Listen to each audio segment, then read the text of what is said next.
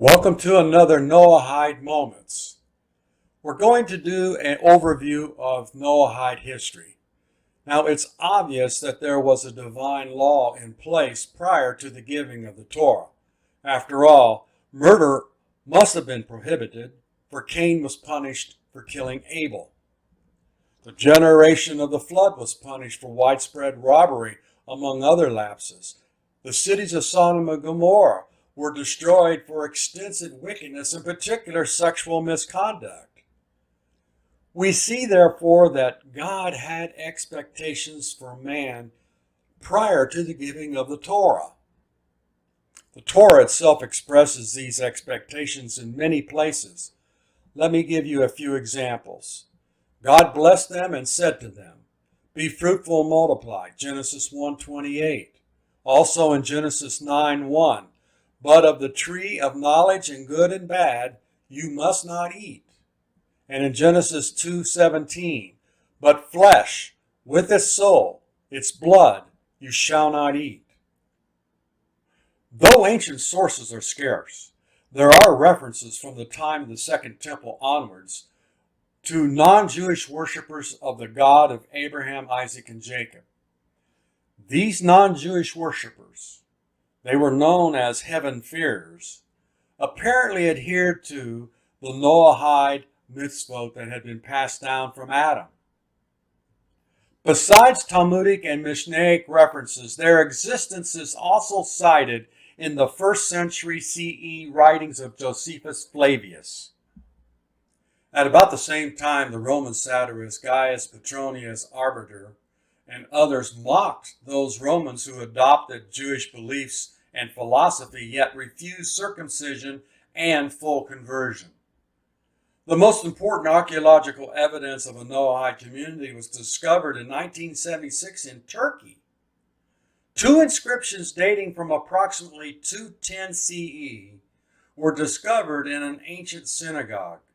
The first inscription is a list of synagogue founders, all with Jewish common names of the period.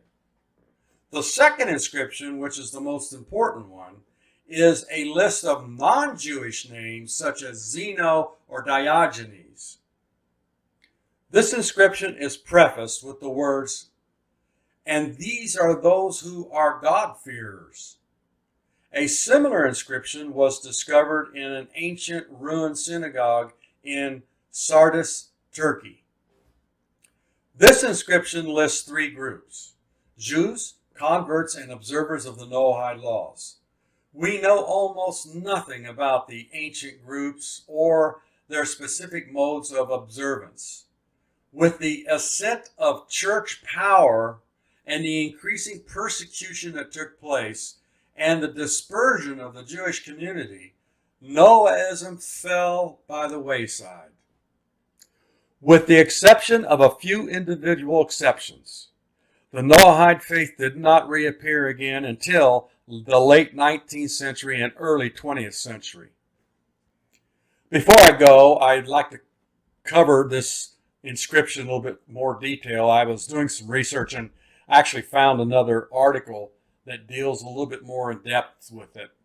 The inscription that was uncovered in 1976 includes two lists, as I pointed out earlier.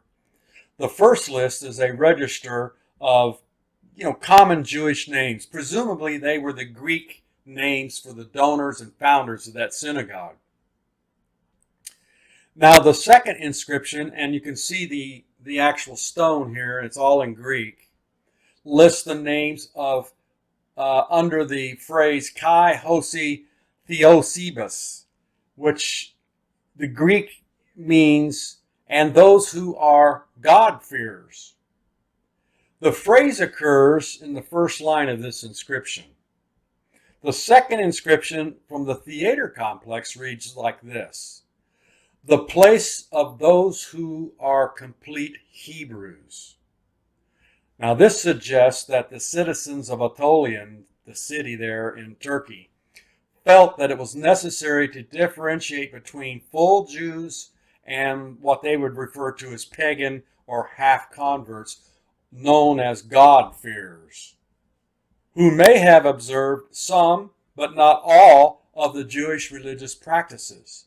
I got this article from the Center of Judaic Studies.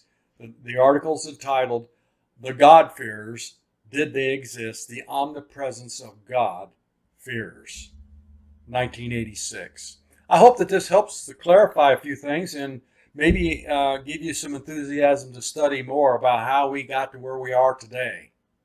In August, we're going to have the Noahide Mitzvot and Lifestyle course. Sign up at NETIV.net and stay informed of the schedule and updates.